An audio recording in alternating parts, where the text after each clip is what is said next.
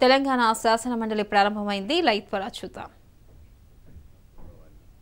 సభ ఉన్నతిని కాపాడాలని మిమ్మల్ని అందరూ విజ్ఞప్తి చేస్తూ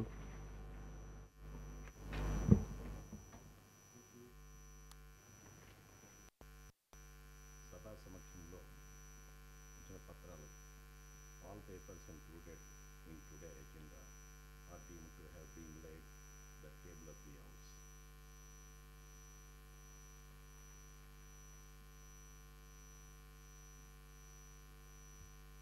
To acquaint the House that the 19th January 2019, the Governor was placed to address the members of both the houses of the legislature, and true copy of the address has been laid in the table of the House.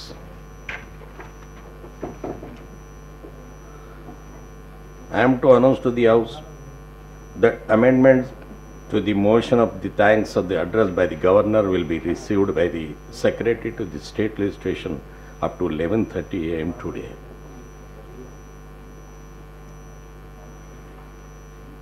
Governor ప్రసంగానికి ధన్యవాదాలు తెలిపే తీర్మానంపై చర్చను గౌరవనీయులు doctor Palla Rajeshwara Reddy గారు తీర్మానం ప్రతిపాదించవలసిందిగా కోరుతా ఉన్నాను.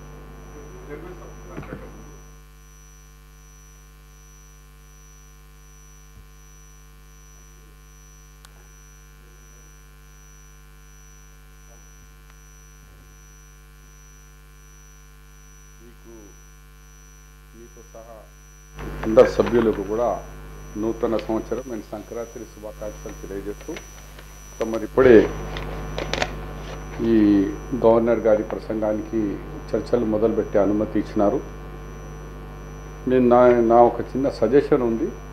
ఇఫ్ హౌస్ యాక్సెప్ట్ చేస్తే గౌరవ ముఖ్యమంత్రి దృష్టికి ఇక్కడ హోమ్ మినిస్టర్ గారు కూడా ఉన్నారు, ఎందుకంటే ఒకటే మినిస్టర్ గారు ఉన్నారు. ఎందుకంటే ఈరోజు ఒకటే దినం ఇచ్చినారు మీరు షెడ్యూల్లో, ఒకటే దినం పార్టీ కాకుండా ఒక గవర్నర్ గారు ప్రసంగం చేసేటప్పుడు చాలా జాగ్రత్తగా పడాలి. ఎందుకంటే రికార్డులు ఉండిపోతాయి. ఇవి తరతరాలుగా భవిష్యత్తులో ఆ రికార్డులో చూస్తారు.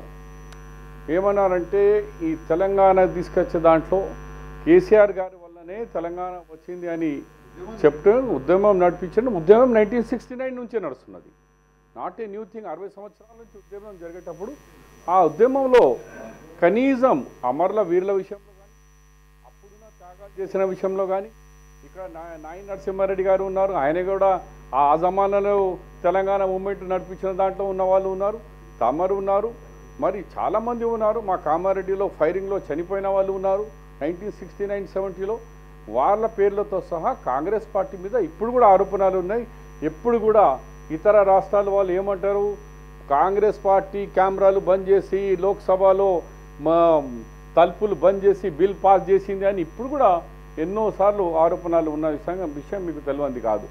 అలాంటి విషయాల్లో మరి ఒక మాట, ఉద్యమంలో పాల్గొన్న 69 నుంచి 60 సంవత్సరాల ఇది పోరాటంలో వాళ్ళకు కూడా ఒక పేరు తీసి పేరు పెట్టకున్నా మా కనీసం అమరుల వీరుల పేరు అంటే అమరుల వీరుల త్యాగాలు, ఈ ఉద్యమాలు 60 సంవత్సరాలు ఉన్న త్యాగాలకు కూడా ధన్యవాదాలు చెప్తే బాగుండే బదులు ఒక్క వ్యక్తి ద్వారానే తెలంగాణ వచ్చిందని చెప్పుకున్నారు. సరే, అవకాశం వచ్చింది, మీరు చెప్పుకున్నారు. కానీ ఒకసారి మీ ద్వారా నేను గవర్నర్ గారికి కూడా రిక్వెస్ట్ చేస్తున్నాను, గవర్నమెంట్ని రిక్వెస్ట్ చేస్తున్నాను, రికార్డ్ సరి చేసుకొని వాళ్ళ పేర్లు కూడా ఇంక్లూడ్ చేసి కనీసం గవర్నర్ ముఖ్యమంత్రి గారి మాట్లాడేటప్పుడు అయినా కానీ ఈ కాంగ్రెస్ పార్టీ చేసిన త్యాగాలు, ఇక్కడ ఉన్న గవర్నమెంట్ను కూడా ప్రెసిడెంట్ రూల్ పెట్టి మనము చేసిన విషయం తెలుసు. ఎవరైనా గవర్నమెంట్లో ఉండి ఎలక్షన్లో పోవాలనుకుంటారు, కానీ రాష్ట్రపతి పాలన విధించి ఎలక్షన్లో పోయిన విషయం మనకు తెలియంది కాదు. మరి దాంతో అధ్యక్ష, ఇక వెల్ఫేర్ విషయంలో చెప్పినారు, పల్లె రాజేశ్వర్ కూడా వెల్ఫేర్తోనే మొదలుపెట్టినారు. కాబట్టి గౌరవ సభ్యులు, మరి వెల్ఫేర్ విషయంలో నిజంగానే చాలా విషయాల్లో వెల్ఫేర్లో బడ్జెట్ మాత్రం ప్రతి సంవత్సరం బ్రహ్మాండమైన బడ్జెట్ పెడుతున్నారు. మరి ఏ సంవత్సరమైనా 100% ఈ 4-5 బడ్జెట్లు ఎప్పుడు కూడా పూర్తిగా చేయలేదు. మొదటి సంవత్సరం 34% అయితే నూతన సంవత్సరం అన్నారు. దాని తర్వాత సెకండ్ బడ్జెట్లో 3rd, 4th, 5th బడ్జెట్లో కూడా కాలేదు. ఇప్పుడు లేటెస్ట్ బడ్జెట్లో కూడా అధ్యక్ష మరి ఏది ఎస్సీలకు కానీ 40% కంటే ఎక్కువ కాలేదు. ఒక బీసీలు 50% అయింది.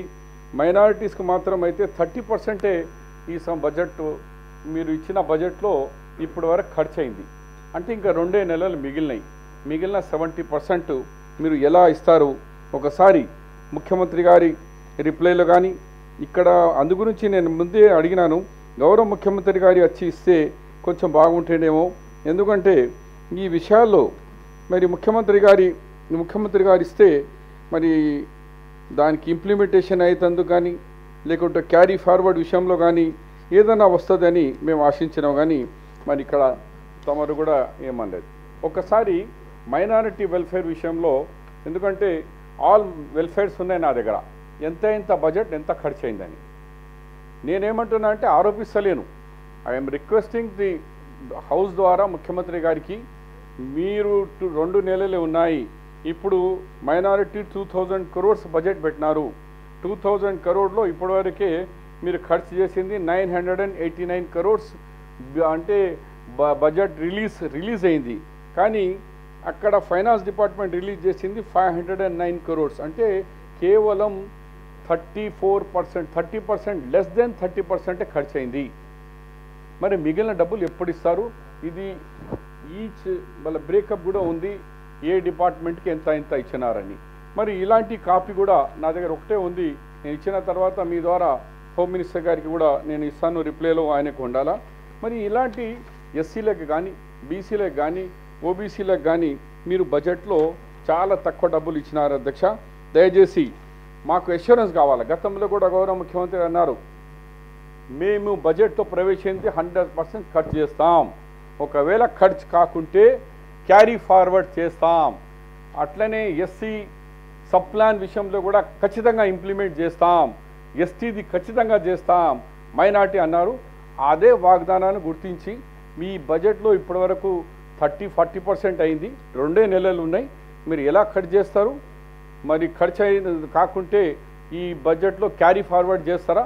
మాకు మీ ఆన్సర్లో క్లారిటీ కావాలని మీ ద్వారా నేను హోమ్ మినిస్టర్ గారికి కోరుతున్నా. ముఖ్యమంత్రి గారు వస్తే ఇచ్చేది. అలాగే అగ్రికల్చర్ విషయంలో చెప్పినారు, మరి మేము కాదంటలేము. మరి అగ్రికల్చర్ గ్రోత్ ఎంత కావాలనో రాష్ట్రంలో అంత కాలేదు. మరి మిషన్ కాకతీయ, మిషన్ భగీరథ ఇవన్నీ విషయాలు చెప్పినారు. సరే, పబ్లిక్ మీకు ఓటేసినారు, మీరు ప్రభుత్వంలో వచ్చినారు.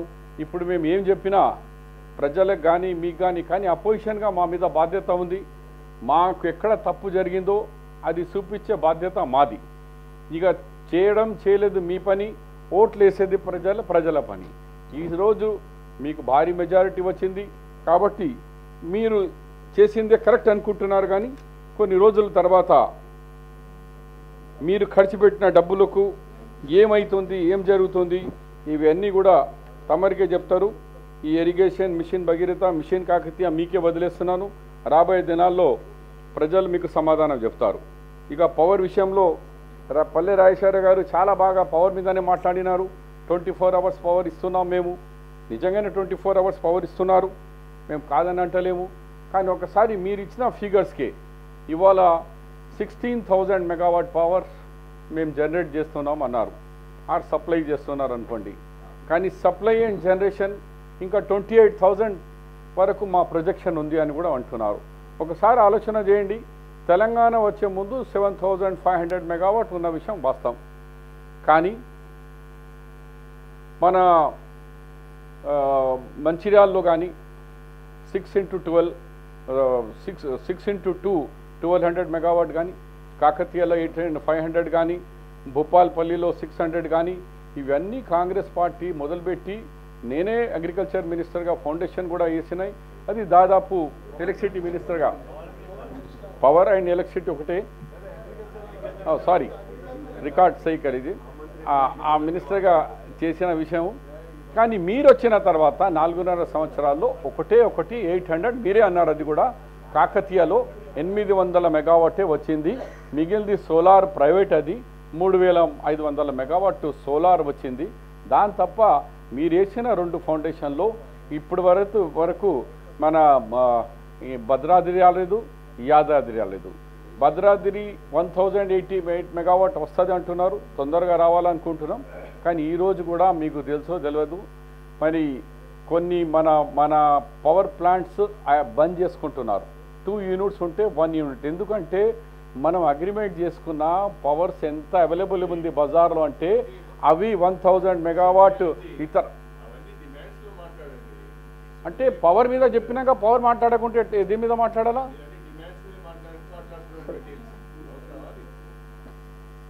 ఇప్పుడు మీ డైరెక్షన్ మీరు ఎట్లా ఇస్తే చైర్మన్ ఇవ్వాలా, మీరు ఇవ్వాలా? మీరు చెప్పినట్టు చేయమంటే కూర్చోమంటే కూర్చుంటాను, అది కూడా మాట్లాడదంటే మాట్లాడతాను, లేకుంటే ఏ ఎట్లా బి ఎట్లా సి ఎట్లా అంటే అడ్డ చేస్తాం. అధ్యక్ష अरे थोड़ा सब्र करो यार, गवर्नमेंट तो पब्लिक आपको बहुत वोट दिए, अच्छी मेजॉरिटी से जीते, सब्र सीखो थोड़ा. इतना भी फखर काम नहीं आता, इतनी भी शान काम नहीं आती, आदमी झुक के चला तो आगे बढ़ता. అలాగే అధ్యక్ష ఇప్పుడు నేను ఇక డిమాండ్స్ అంటున్నారు, సమయం కూడా మళ్ళీ మీరు బేల్గొడతారు, అందు గురించి నేను రూల్ అడిగాను.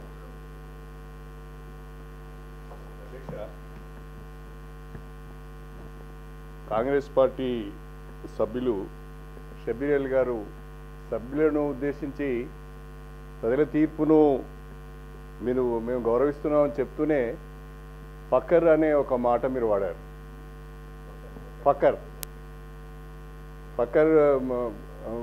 ఫకర్తో ఉన్నారు మీరంతా అన్నట్టుగా మాట్లాడుతున్నారు. అది కరెక్ట్ కాదు.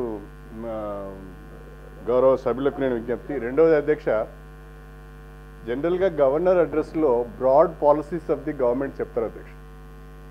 డీటెయిల్స్ అన్నీ గవర్నర్ అడ్రస్లో ఉండవు.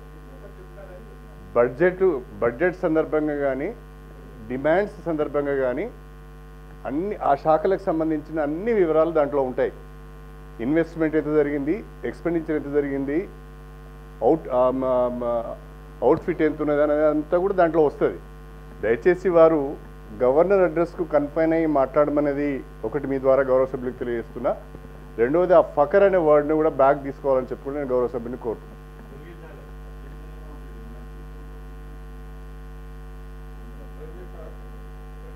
సీనియర్ మెంబరే, సీనియర్ మెంబర్లా కిసి ఇండివిజువల్ ఒక వ్యక్తిని నేను చెప్పలేదు, ఫకర్ కిసికు బి కామ్ నీ ఆతా అంటున్నాను తప్ప ఒక వ్యక్తిని, ఒక ప్రభుత్వాన్ని, ఎవరిని కూడా వ్యక్తిగా దూషించలేదు. కాబట్టి మీ మీద నేను వదిలేస్తాను. అలాగే అవును अध्यक्ष दान తర్వాత चेयरमैन साहब पे डिसीजन लेने का चेयर को पावर है, चेयर को पावर दिया मैं चेयर पदानी मुनासिब समझे डिसीजन పదాన్ని రికార్డుకి తొలగిస్తుంది. ठीक है सर. अभी అలాగే అధ్యక్ష రూరల్ ఎకానమీ విషయంలో మరి మోస్ట్ బ్యాక్వర్డ్ 1000 crores అన్నారు. నేను మీ ద్వారా అడుగుతున్నాను ప్రభుత్వానికి, మరి మోస్ట్ బ్యాక్వర్డ్ బీసీలది లీస్ట్ ఇంకా ఎప్పుడు, ఎవరు మోస్ట్ బ్యాక్వర్డ్ అంటే ఎవరు? సుమారు 100ల సంఖ్యలో లీస్ట్ ఉంది. దాంట్లో అన్నారు మోస్ట్ బ్యాక్వర్డ్ వాళ్ళది లీస్ట్ ఫలానా ఫలానా అని ఇప్పటి వరకు ప్రభుత్వం గుర్తించలేదు. దయచేసి ఇప్పుడన్నా మోస్ట్ బ్యాక్వర్డ్ ఎవరెవరు ఉన్నారో ఆ లీస్ట్ ప్రభుత్వము పబ్లిష్ చేసి గజెట్ నోటిఫై చేసి చేస్తే బాగుంటుందని మీ ద్వారా ప్రభుత్వానికి నేను డిమాండ్ చేస్తున్నాను. అలాగే అధ్యక్ష గ్రామ పంచాయత్ విషయంలో మీరు టేబుల్ చేసినారు. ఇవాళ ఆర్డినెన్స్ 2018 ఆర్డినెన్స్లో మరి మనం 50% కోటా ఏదో ఉందో ఎస్సీ ఎస్టీ బీసీది అది దాటకుండా సుప్రీంకోర్టు అప్పుడు గవర్నమెంట్ ఆఫ్ ఆంధ్రప్రదేశ్ మేము వేసిన, మా గవర్నమెంట్ ఉన్నప్పుడు వేసిన పిటిషన్ మొన్న డిస్పోజ్ అయింది. దాంట్లో సుప్రీంకోర్టులో మేమేం వేసినాము, బీసీలకు మా దగ్గర జనాభా ఎక్కువ ఉంది, 54% బ్యాక్వర్డ్ క్లాసెస్ ఉన్నారు ఈ రాష్ట్రంలో, కాబట్టి దీనికి మీరు 34% బ్యాక్వర్డ్ క్లాస్కు అలో చేయండి, టోటల్ 50% కాకుండా 61.8% మీద ఇవ్వమని సుప్రీంకోర్టులో రివ్యూ పిటిషన్కు పోయినాం. సుప్రీంకోర్టు అనుమతి ఇచ్చింది. 2013 and 14లో లోకల్ బాడీ ఎలక్షన్స్ జరిగినాయి, మేము సాధించినాం. కానీ ఇప్పుడు గవర్నమెంట్ ఇచ్చిన ఇది ఆర్డినెన్స్ ప్రకారంగా మేము 50% లోపలనే కన్ఫైన్డ్ అయ్యి ఇవాళ బ్యాక్వర్డ్ క్లాస్కు 34% కాకుండా కేవలం 22.68కే యాక్సెప్ట్ చేస్తున్నామని ప్రభుత్వం చేసి ఇప్పుడు పంచాయతీరాజ్ 3వ దశ కూడా ఇవాళ నామినేషన్ కూడా అయిపోయింది. కాబట్టి ఇలా బ్యాక్వర్డ్ క్లాస్కు చాలా నష్టం జరిగింది. ప్రభుత్వం మళ్ళా రివ్యూకి పోవాలండే, పోకుండా ఆర్డినెన్స్ ఇచ్చి ఆ ప్రభుత్వం బాధ్యత తప్పించుకొని బ్యాక్వర్డ్ క్లాస్ వాళ్ళకు నష్టం జరిగిందని కూడా మీ ద్వారా నేను ప్రభుత్వానికి తెలియజేసి, కనీసం ఇంకా భవిష్యత్తులన్నా ఇప్పుడు పంచాయతీరాజ్ అయింది, ఈ ఆ ఎలక్షన్లన్నా సుప్రీంకోర్టుకు పోయి మీరు 33% రిజర్వేషన్ అని గవర్నర్ దాంట్లో చెప్తున్నారు, బీసీలకు మేము 33% ఇస్తామని. ఒకవైపు ఆర్డినెన్స్ ఇస్తున్నారు, 50% కన్ఫైమ్ అయిపోయినామని, ఒకవైపు మళ్ళీ 33% బ్యాక్వర్డ్ క్లాస్ అంటున్నారు, ఉన్న 34%కు 22% అన్నారు. ఇది అయోమయం ఉంది అధ్యక్ష. గవర్నర్ అడ్రస్లో ఒకటి ఉంది, మేనిఫెస్టోలో ఒకటి ఉంది, మీరు ఆర్డినెన్స్లో ఒకటి ఉంది. ఈ విషయంలో కూడా గౌరవ ముఖ్యమంత్రి గారు పబ్లిక్కి అందరికీ బాగా క్లారిటీ ఇవ్వాలా. ఇది ఎడ్యుకేషన్ విషయంలో కూడా అందరు అన్నారు, అన్ని రంగాల్లో నెంబర్ 1 అన్నారు. మరి నేషనల్ లిటరసీ పర్సెంటేజ్ చూస్తే అధ్యక్ష 73% ఉంది నేషనల్, కానీ మన రాష్ట్రంది 66.54. అది ఇప్పటి నుంచి కాదు అధ్యక్ష, 4.5 సంవత్సరాల నుంచి అదే ఫిగర్ నడుస్తుంది. ఒక్క పర్సెంటేజ్ కూడా మనం లిటరసీ పర్సెంటేజ్ పెంచలేకపోయినాము. ఇది నేను ఇచ్చిన ఆంకడా కాదు, ఇది నేషనల్ లెవెల్లో ఉన్నది. 73 నేషనల్లో ఉంటే మనం 64లో ఉంది. హెల్త్ విషయంలో మొన్ననే గవర్నర్ గారే స్వయంగా చెప్పినారు, ఐసీయూలో ప్రైవేట్ హాస్పిటల్ లూటీ చేస్తున్నారని స్వయంగా గవర్నర్ గారు చెప్పినారు. ఆయనకి ధన్యవాదాలు. ఆయన స్పీచ్ మీద మాట్లాడుతున్నా, ఆయన ఇచ్చిన వర్డ్సే పేపర్లలో చదివాను. మన హాస్పిటల్ పరిస్థితి గవర్నర్ గారు స్వయంగా మరి క్రిటిసైజ్ చేసినారు. ఇకపోతే హౌసింగ్, డబుల్ బెడ్రూమ్లో ప్రభుత్వం ఎన్నోసార్లు చెప్పింది, మళ్ళా నిన్న గవర్నర్ అడ్రస్లో కూడా చెప్పింది, 2,72,000 హౌజెస్కు మేము ఆల్రెడీ శాంక్షన్ ఇచ్చినారు. మరి మాకున్న సమాచారం ప్రకారంగా అడ్మినిస్ట్రేటివ్ శాంక్షన్ 2,61,000, మరి టెండర్స్ కాల్ 2,37,000. ఇట్లా మళ్ళా సార్ అంటారు ఇవన్నీ డిమాండ్స్ మీద మాట్లాడాలా, కానీ ఇప్పటి వరకు 17,000 హౌజెసే పూర్తి అయినాయని మీరు ఇచ్చిన ప్రభుత్వం ఇచ్చిన సమాచారం. 17,000 అవుట్ ఆఫ్ 2,72,000 హౌజెస్లో అంటే 5%, కేవలం 5%. अन्ना इन लोग फिगर दिए सो मेरा फिगर नहीं है. हाँ, कंस्ट्रक्शन प्रोसेस जिसमें पूरा दिया अंडर अप्रूवल. कंस्ट्रक्शन अब स्टार्टेड कंप्लीटेड कितना हुआ 17,550 घर बोल के गवर्नमेंट दिए सो फिगर है, मेरा फिगर नहीं है. काइंडली वो वेरीफाई करो और फिगर को करेक्ट करो. हम जो गवर्नर दिए सो वो वही पढ़ रहा मैं. అలాగే అధ్యక్ష ఇండస్ట్రీస్ విషయంలో మరి మంచిదే. 2 విషయాల్లో మరి సిక్ ఇండస్ట్రీస్లో మన కాగజ్ నగర్, సిర్పూర్ కాగజ్ నగర్ ఫ్యాక్టరీకు మళ్ళీ రివైవ్ చేస్తా అన్నారు. రామగుండం ఫర్టిలైజర్కు, మరి నిజాం షుగర్ ఫ్యాక్టరీ ఎందుకు మిస్ అయిపోయింది? దయచేసి మీ ద్వారా గవర్నమెంట్కు డిమాండ్ చేస్తున్నాను, నిజాం షుగర్ ఫ్యాక్టరీకి కూడా సిక్ ఇండస్ట్రీ రివైవ్లో దాన్ని కూడా పెట్టాలని నేను మీ ద్వారా మా హోమ్ మినిస్టర్ గారు, ఇప్పుడు మా ఆన్ రికార్డ్ హోమ్ మినిస్టర్ గారు ఉన్నారు కాబట్టి హోమ్ మినిస్టర్ కానీ ప్రభుత్వాన్ని డిమాండ్ చేస్తున్నాను. అది మా జిల్లాకు సంబంధించింది, 3 జిల్లాలకు సంబంధించింది, రైతులకు సంబంధించింది. మన ఇండిపెండెన్స్ రాకముందు నుంచి నిజాం షుగర్ ఫ్యాక్టరీ ఉంది కాబట్టి దాన్ని మీరు చేయాలని. అలాగే అధ్యక్ష మీరు పెన్షన్ ఇప్పుడు చెప్పినారు, ఆసరా పెన్షన్ 2,00,000 నుంచి 1,000 నుంచి 2,016. అలాగే వికలాంగులకు 1,500 నుంచి 3,016. వృద్ధాప్య పెన్షన్ 65 నుంచి 57 సంవత్సరాలు. అన్ఎంప్లాయ్మెంట్స్కు 3,000.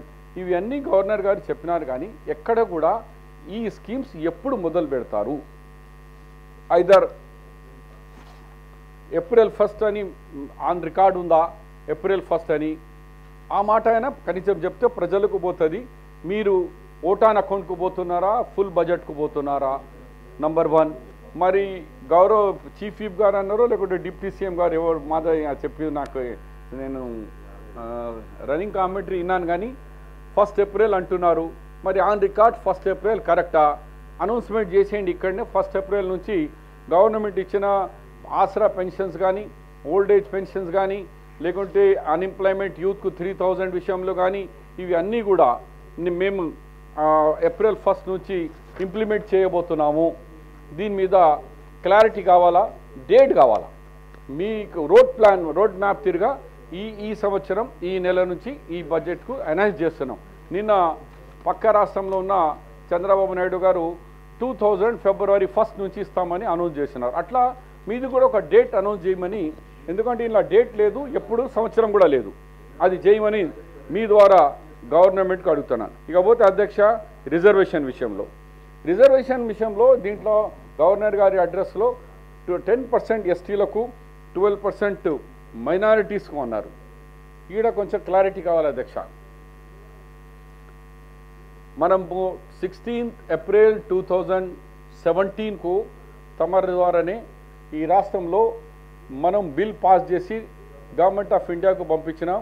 10% ట్రైబల్కు, 12% ముస్లిం రిజర్వేషన్ కోటా. కానీ ఇక్కడ ప్రింటింగ్ మిస్టేక్ ఉందా లేకుంటే గవర్నమెంట్ ఆలోచన మారిపోయిందా? ఏమిచ్చినారు? మైనారిటీ అని ఇచ్చినారు.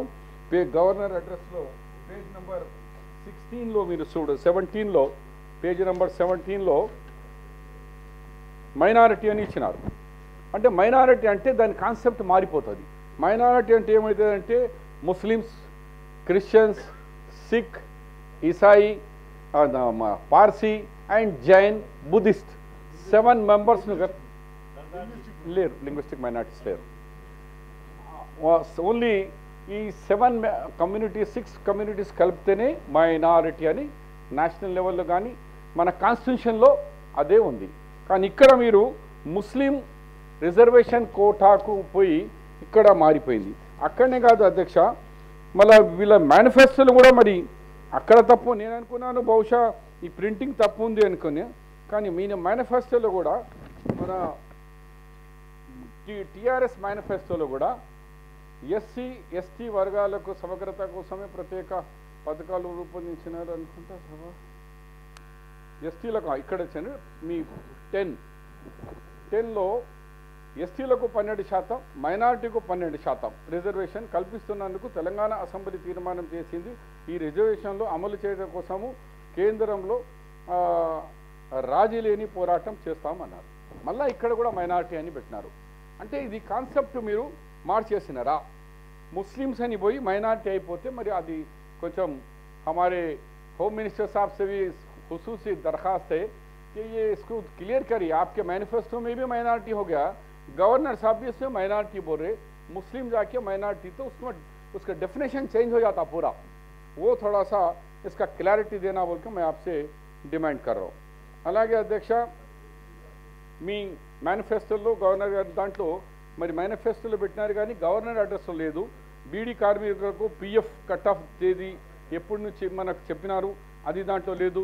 ప్రభుత్వ ఉద్యోగాలు గవర్నమెంట్ ఎంప్లాయీస్కు 58 నుంచి 61 సంవత్సరాలకి రిటైర్మెంట్ పెంచుతామన్నారు, మీ మేనిఫెస్టోలో ఉంది, కానీ గవర్నర్ అడ్రస్లో లేదు. ఆ విషయం కూడా ఎప్పటి నుంచి అమలు చేస్తారు, ఈ అమలు ఎప్పుడు చేస్తారని. అలాగే పెన్షన్దారుల కోసం ప్రత్యేక డైరెక్టరేట్, అది ఎప్పుడు స్టార్ట్ అవుతుంది. ఉద్యోగాలకు పిఆర్సీ అమలు, అది ఎప్పటి నుంచి. బయ్యారం స్టీల్ ప్లాంట్కు మీ మేనిఫెస్టోలో పెట్టినారు. ఈ బయ్యారం స్టీల్ ప్లాంట్ మరి ఎందుకు గవర్నర్ అడ్రస్లో రాలేదు? బహుశా మీ స్పీచ్లో చెప్పేయండి. మీ అడ్రస్ థ్యాంక్స్ మోషన్లో ఇవి కూడా అడ్రస్ చేయండి, తాకి ప్రజల్లో అనుమానాలు పోవాలా. సింగరేణి కార్మికులకు సొంత ఇంటి కళ నిజం చేస్తామని అన్నారు, అది ఏమైంది అని కూడా తెలియజేస్తూ ఈ పథకాలకు దయచేసి మీరు క్లారిటీగా ఈ డేట్ నుంచి అమలు పరుస్తాము, ఈ డేట్ నుంచి ఉద్యోగాలకు పెన్షన్స్, ఈ డేట్ నుంచి వయసు పెంచుతాం అని అది క్లారిటీగా ఇవ్వాలని చెప్తూ మై బెల్ మీరు కొడుతున్నారు కాబట్టి ఎక్కువ సమయం తీసుకోకుండా అధ్యక్ష, మొన్న కూడా మాకు కోర్టులో పోవద్దు అని మా రాజేష్ సభ్యులు గౌరవ సభ్యులు రాజేశ్వర్ గారు, బోడా వెంకటేశ్వర గారు చెప్తూనే ఉన్నారు. ఠీకే భయ్, హమ్ కోర్టుకు నహీ జాయేంగే, ఆప్ ఇన్సాఫ్తో కరో. మీరేం చేసినారు? మా 4 మెంబర్లకు ది నేషనల్ కాంగ్రెస్ పార్టీ 134 సంవత్సరాల పార్టీ సభ్యులకు వాళ్ళు తీర్మానం చేసుకున్నారట, సిఎల్పి అయిపోయిందట, వాళ్ళను మీరు టీఆర్ఎస్లో మర్జ్ చేసేసినారు. వాళ్ళు అయ్యాల నుంచి టీఆర్ఎస్ కాంగ్రెస్ పార్టీ ఖతం. దానికి మేము కోర్టు పోకుంటే ఎక్కడ పోవాలా? మాకు న్యాయం ఎక్కడ జరగాల? అధ్యక్ష, नहीं गवर्नर के पे ही बोल सकते, बजट में नहीं बात कर सकते, बजट में बजट ही बोलना, ओनली गवर्नर एड्रेस पे बोल सकते. जब तो अध्यक्ष एक शेर आपकी इजाजत से एक शेर में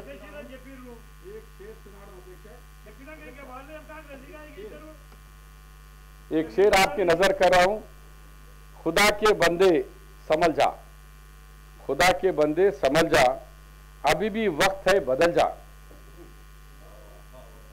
वाह वाह, बिल्कुल। मत कर एक दूजे पे सवाल, हाँ कुछ दिनों की तो है बात, शहंशाहों की शहंशाहियत नहीं रही, नफरत के बीच,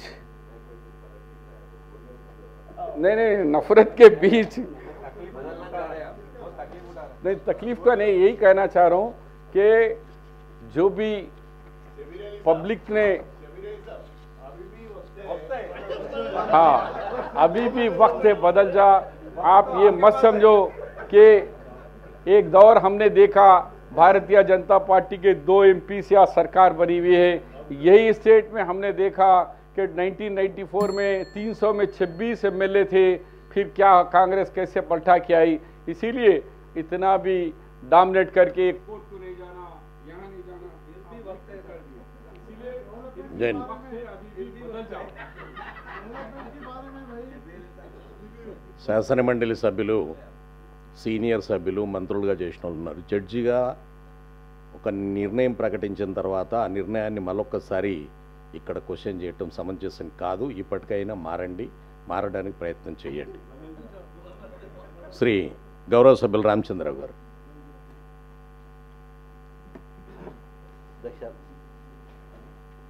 ముందుగా గవర్నర్ ప్రసంగంపై ధన్యవాదాలు చెప్పడానికి అవకాశం ఇచ్చినటువంటి మీకు ధన్యవాదాలు చెప్తూ, నిన్న గవర్నర్ గారి ప్రసంగం విన్న తర్వాత